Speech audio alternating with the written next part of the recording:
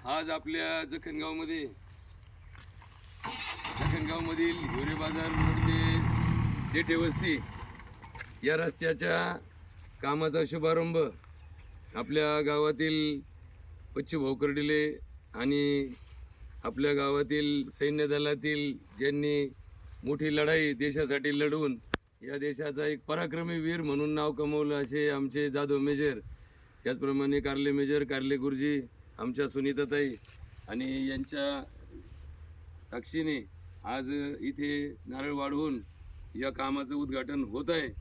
या परिसरामध्ये जवळपास 50 कुटुंब आणि 200 लोकसंख्या या रस्त्याने जा ये करत असते। टाकळी जखणगाव त्याचप्रमाणे हिवरे बाजार अशा संपूर्ण परिसराला जोडणारा हा महत्त्वाचा रस्ता, परंतु अनेक वर्ष या रस्त्यासाठी कुठेही प्रयत्न न झाल्यामुळे यांची सर्वच बाजूने कुचंबना होत होती।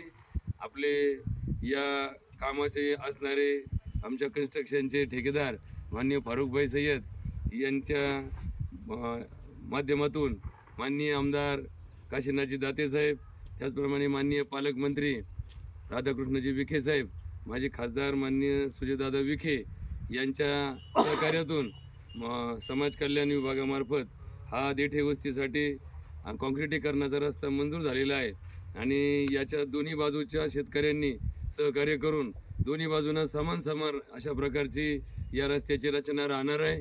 तरी या परिसरातील सर्व नागरिकांना विनंती आहे की आपणही श्रमदानाच्या माध्यमातून या कामासाठी सहकार्य करावं।